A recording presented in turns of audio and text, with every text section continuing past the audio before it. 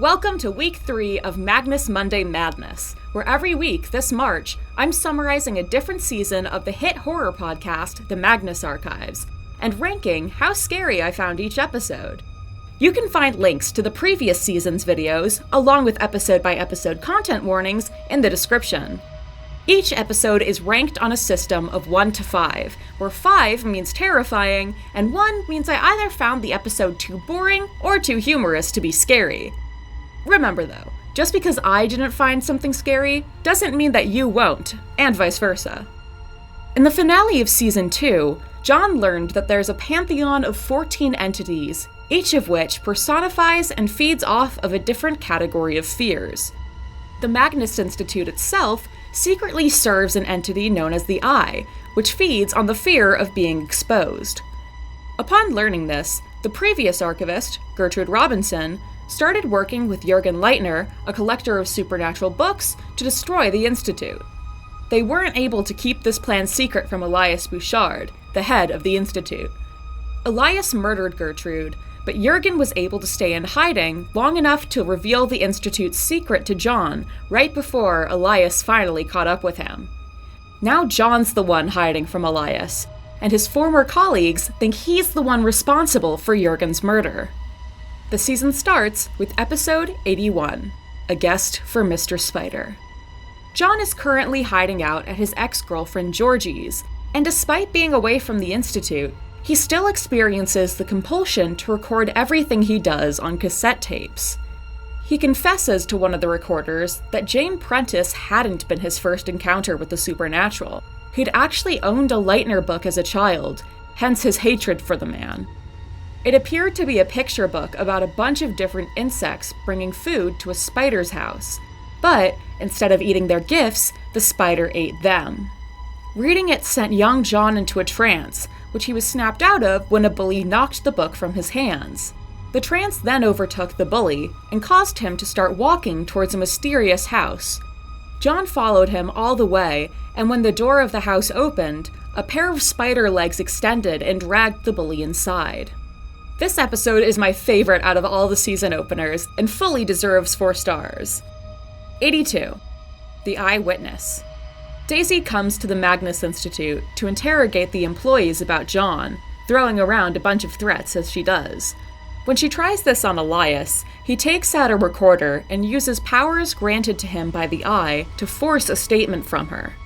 She recounts how a childhood dare she gave a friend resulted in him becoming corrupted by a supernatural force that drove him to kill people. Daisy blamed herself for years, and, upon reaching adulthood, hunted down and murdered him as her way of making things right.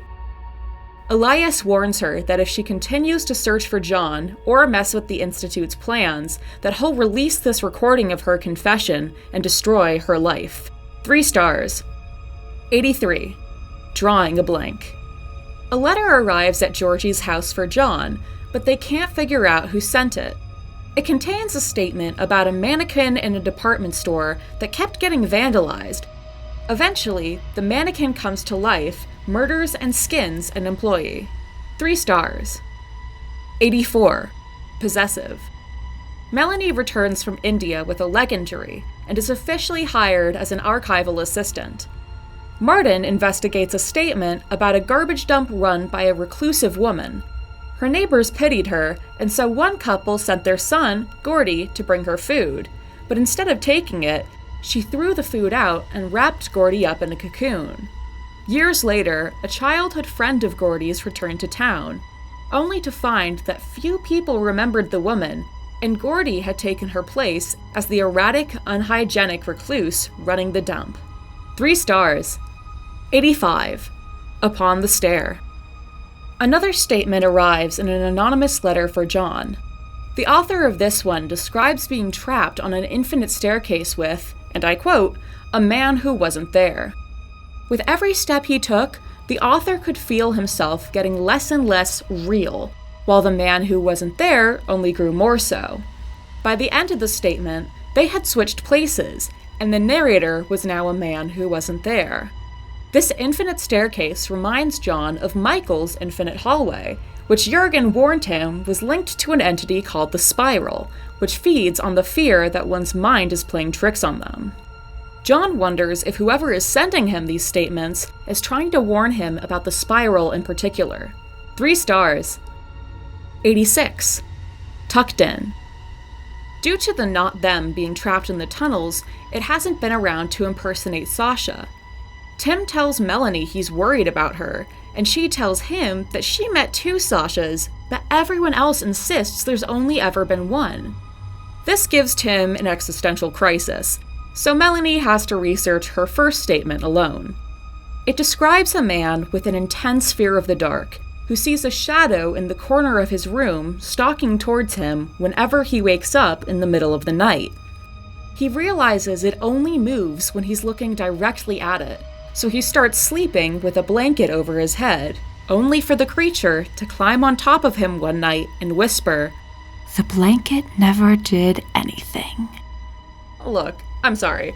I know a bunch of people consider this one of the Magnus Archive's scariest episodes, but when I first heard, "The blanket never did anything," I rolled my eyes. Of course the blanket never did anything. It's a blanket. Anyways, this episode ends with John contacting Melanie through Georgie, as she was the one who originally introduced them. Melanie says she doesn't believe John's the killer, and agrees to be a spy at the Institute in exchange for his help avenging Sasha. She also flippantly mentions that her leg injury was caused by being shot by a ghost. I guess that'll be a story for another statement. 1 star. 87. The Uncanny Valley. Another package arrives for John, and Georgie is reaching her limit in terms of how much creepiness she's willing to tolerate John bringing into her life. Inside of the package is a tape recording by Gertrude Robinson, in which a plumber is hired to clear fat from some pipes. While on the job, the plumber realizes that the people who hired him are all mannequins wearing human skin, and that all this fat clogging the pipes was flensed from said skins. Gertrude theorizes that one of the living mannequins was a member of the Orsanov family, and expressed concerns about how far along their plans involving something called the Unknowing were. Gertrude also suspected involvement from Jude Perry of the Cult of the Lightless Flame, so John decides to track her down and confront her. 3 stars. 88. Dig. Melanie searches for a lead she can give John on how to find Jude Perry, but while in artifact storage, she realizes that the calliope from the Circus of the Other is missing. Basira arrives at the Institute looking for Daisy, as apparently she disappeared after questioning Elias, but no one knows what happened to her. Martin looks into a statement where a man digging for treasure accidentally uncovered a corpse that had been buried with a Leitner book that consisted only of the word dig. Every time the man read the word, his compulsion to do so increased. 3 stars. 89. Twice as bright. John meets with Jude Perry and finds that he can use the same power that Elias did on Daisy to force a statement out of her. Jude describes having been depressed until she met Agnes Montague, who she wanted to join the cult to become closer to. The cult requires its members to regularly perform sacrifices that consist of destroying other people's most treasured possessions and relationships. Jude's first sacrifice consisted of her murdering a friend of hers and burning down his house, leaving his wife and newborn with nothing. She tells John he should talk to Michael Crew next, and offers to get them in touch in exchange for a handshake. John agrees, but the moment his hand is in hers, she uses her powers to burn it. 2 stars. 90. Bodybuilder. Tim tries to run away to Malaysia, but is forced to return after he finds his health deteriorating the more time and space he spends away from the Institute. Martin and Melanie research a statement about a guy who started working out at a gym run by Jared Hopworth, only these workouts don't just build up your muscles, they cause you to grow extra limbs. 1 star. I found the descriptions of the people post-workout more silly than scary. 91. The Coming Storm. John meets up with Michael Crew, who explains that ever since he was a kid, he's been hunted by an avatar of the Spiral. Michael spent his youth collecting Leitner books, hoping that one of them would give him a way to protect himself. He was able to bind the monster within that book from all the way back in episode 4 that gives anyone who reads it vertigo. But, by using it, he became an avatar of the vast, which feeds on the fear of heights. Before they can wrap things up, Daisy barges in and murders Crew. Before she can do the same to John, Basira appears and tries to talk Daisy down, reminding her that they're only supposed to hunt monsters. Daisy points out that John clearly is one now, seeing as she saw him force the truth from people just like Elias did with her. Basira convinces Daisy that they should use this to their advantage and keep John alive so he can force the truth from Elias himself. 3 stars. 92. Nothing beside remains. Elias reads a letter from the archives that's addressed to Jonah Magnus, the man who founded the Magnus Institute back in the 19th century. The letter describes a man who was in debt to the Lucas family getting trapped in a coach with no driver. Elias then speaks into a tape recorder, addressing John directly, saying he knows John is on his way back and won't be able to resist listening to this once he inevitably starts snooping around. Elias then calls Melanie, Martin, and Tim into his office, just as John, Daisy, and Basira also arrive. John uses his powers to make Elias confess to murdering Jurgen and Gertrude, along with the truth about the not them killing Sasha. Daisy gets freaked and wants to shoot Elias, but he says that due to the Eye's powers, if the head of the Institute dies, everyone employed by it will as well. He tells Basira that if she doesn't want Daisy to go to jail for shooting him, she'd better sign an employee contract, as Daisy wouldn't risk killing him if Basira might die as well. Basira does so despite Daisy's protests, and Elias dismisses everyone but John from the room. Elias reveals that his powers had let him know where John was this whole time, and he'd been the one sending those tapes to Georgie's apartment. Most of these revolved around an entity known as the Stranger, which is the fear of dolls, mannequins, and everything else within the Uncanny Valley. He tells John that the Institute's current focus needs to be stopping this unknowing ritual that the Stranger's avatars are attempting, and John needs to strengthen his own powers as an avatar of the Eye to do so. 3 stars. 93. Contaminant. John goes back to Georgie's apartment and remotely researches a statement in which a man becomes convinced that mold has infected everything in his house. At first, his son-in-law thinks he's lost his mind, but after visiting him, the son-in-law returns home with his own mold-based paranoia. When Georgie walks in on John recording another statement after she explicitly told him to keep that creepiness out of her apartment, she demands to know what's going on. He tells her about the entities and how he is now bound to one against his will, but instead of seeming shocked, Georgie thinks she might be too. 2 stars. 94. Dead woman walking. Georgie recounts how when she was in college, one of the medical buildings was closed off, allegedly as part of a student protest. Those who entered the building to check in on the protesters never re-emerged. Despite this, Georgie and a friend of hers went to investigate and found all the missing people lying on the floor in a trance, waiting to die from lack of food and water. Georgie's friend was taken over by the trance, but for Georgie, this triggered an existential eureka about how the temporality of human life is exactly what makes it valuable. This realization made her immune to the trance, and she was able to exit the building alive. But, since surviving that event, nothing's been able to scare her. 2 stars. 95. Absent without leave. Martin tries to help Melanie with her research on war ghosts, and discovers a statement about a cave filled with zombified soldiers from different eras of history that emerged during wars to cannibalize corpses. 2 stars. 96. Return to sender. John researches Brecon and Hope, and discovers the figures currently known as such took over the original Brecon and Hope's company by kidnapping and killing all the other employees. With Daisy's help, John hunts down Sarah Baldwin, or at least the creature masquerading as her, and interrogates it. It confirms that it is an avatar of the stranger that killed the original Sarah and is now just wearing her skin. It also mentions how one aspect of the unknowing is encasing a person in the skin of a gorilla. But Gertrude stole this skin from them, and that's been the main thing preventing them from going forward with the ritual. 1 star. 97. We all ignore the pit. A man passes through a town where, just like the episode's title says, there is a giant pit that everyone refuses to acknowledge. As he leaves, he sees all the residents, except for an old woman and a crying man, climbing into the pit. The next day, he learns an earthquake struck the town in the night, leaving no survivors. While John is researching the statement, a sentient mannequin bursts into the archives.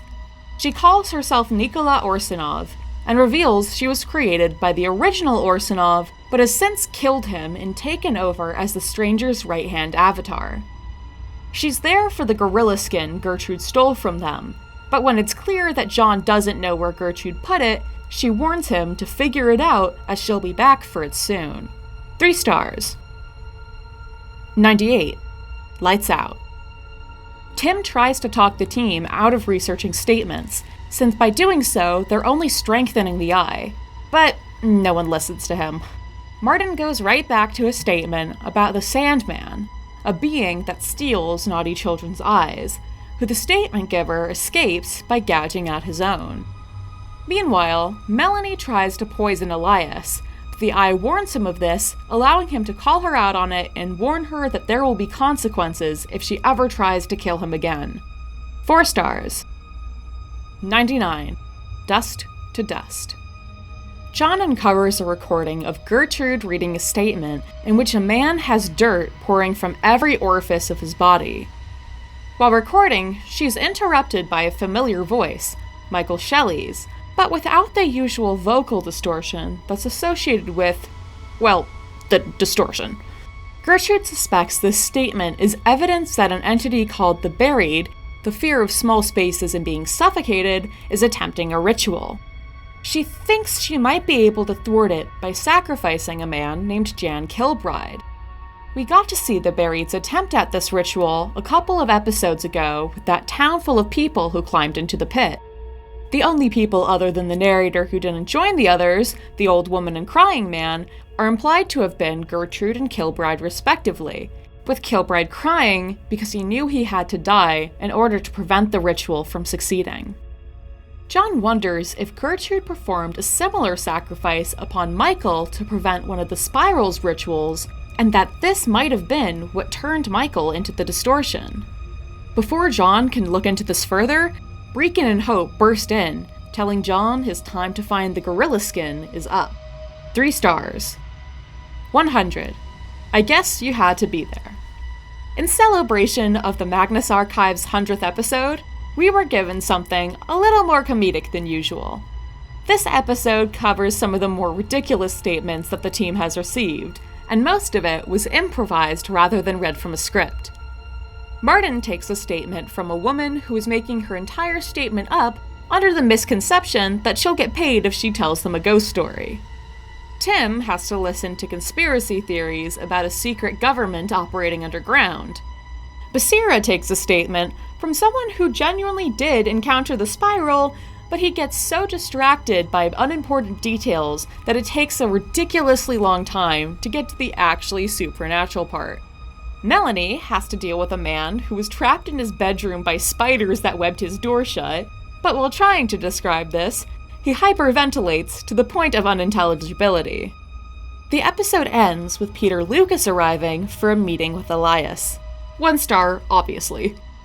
101. Another twist. John is being held hostage in exchange for the gorilla skin by the Circus of the Other, only for Michael to show up through one of its magic doors. Unfortunately, it isn't there to save John, it's there to kill him. It confirms that the original Michael Shelley worked for Gertrude Robinson and saw her as a grandmother-like figure, until she sent him into the previous distortion's labyrinth.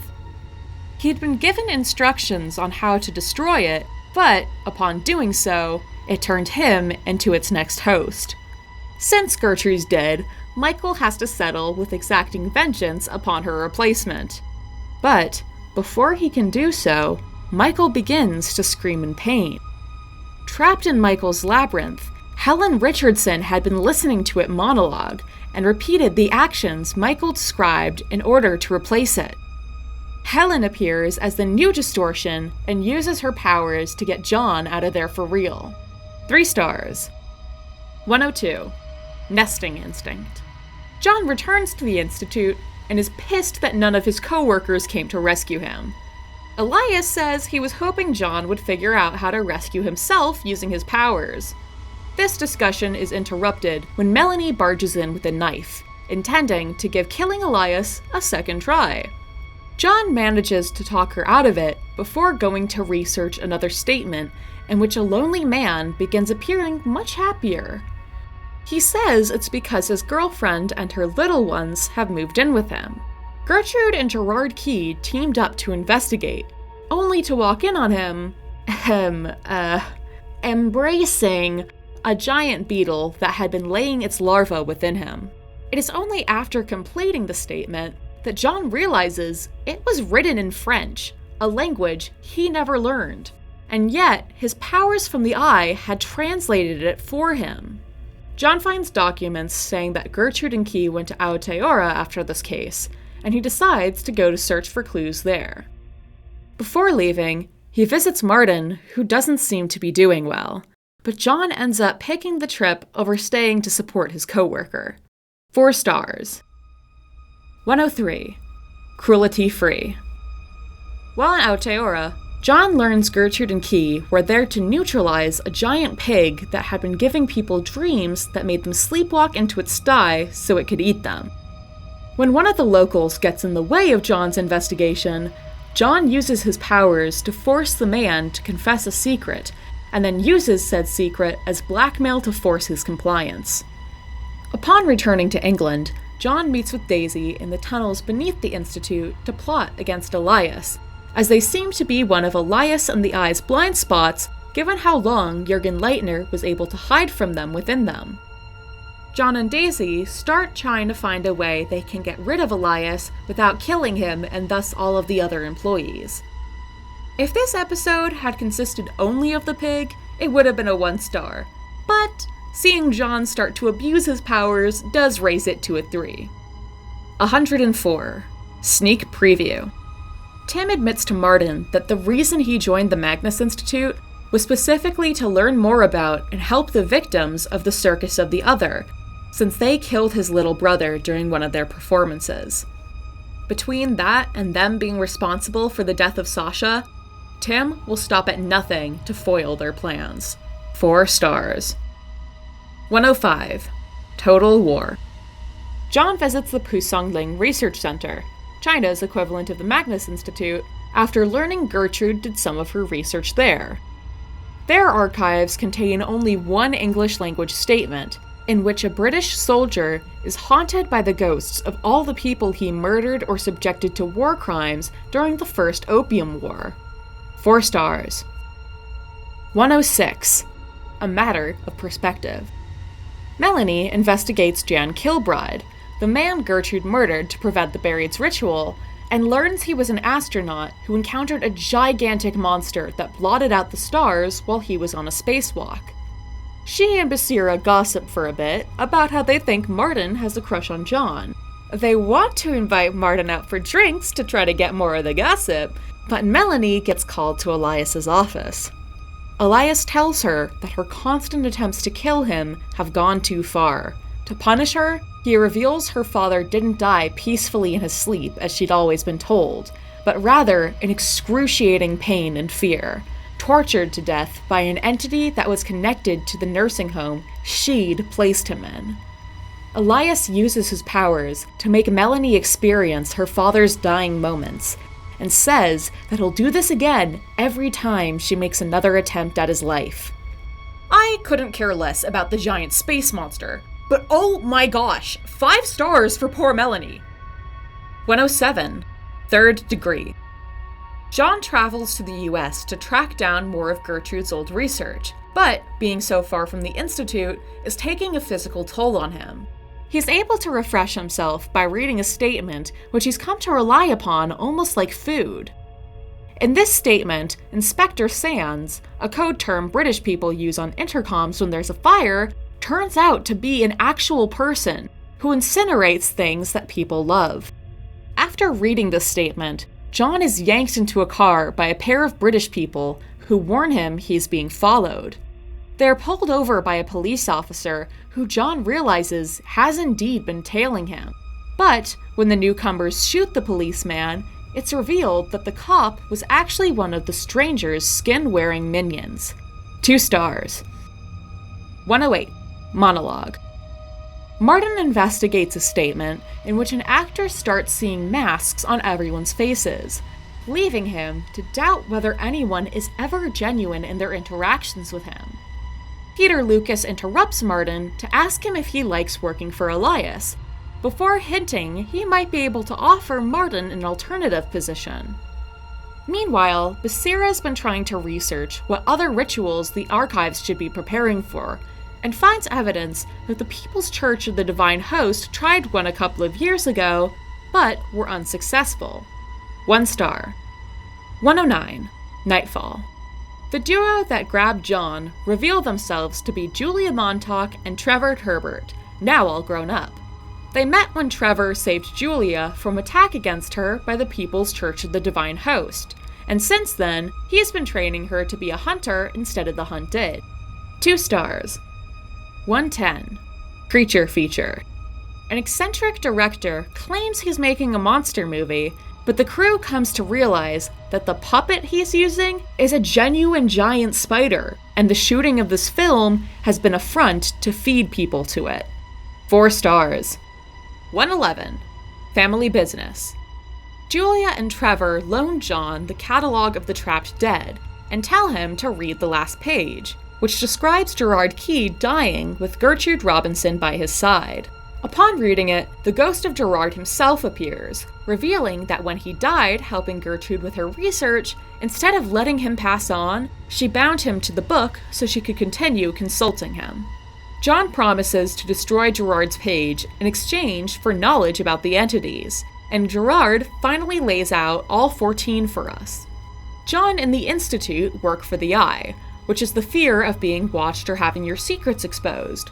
The main force John and his co-workers have been up against this season and the last one has been the Stranger, which represents one's fear of the Uncanny Valley, that someone who looks human might secretly not be. Most of its avatars operate within the circus of the other, and this unknowing ritual they're building up to is one that would allow the Stranger to fully manifest in our world without needing avatars as intermediaries. Each entity has an equivalent ritual, and we've already gotten a glimpse at the Burieds. The Buried represents the fear of being trapped, spaces that are too small. It exists in direct opposition to the Vast, the fear of insignificance and spaces that are too big. It was an avatar of the Vast that Jan Kilbride encountered out in space, and while this didn't make Kilbride an avatar himself, this did mark him. Characters who are marked have survived an encounter with an entity, but emerged fundamentally changed as they now carry some of its energy. The interference of Kilbride's conflicting Vast energy was enough to foil the Buried's ritual. Georgie is another character we've met who's marked, in her case by the fear of death, the end. To be honest though, it never made sense to me why the show categorizes Georgie as marked rather than an avatar. Her inability to experience fear feels like a power, and usually only avatars get those. Plus, avatars get a thrill out of spreading and engaging with their chosen form of fear, and Georgie literally runs a podcast about ghosts. I need to cut myself off before I get too worked up. Next entity. The Slaughter is the fear of violence and pain. It often selects avatars that are associated with war, such as the ghosts that Melanie specializes in. Meanwhile, the Desolation is the fear of destruction and loss. Its avatars form the cult of the Lightless Flame. The dark has a cult as well in the People's Church of the Divine Host. It feeds on people's fears, not just of the literal dark, but also the unknown. The dark is one of the oldest entities, alongside the hunt, which represents the fear of being pursued.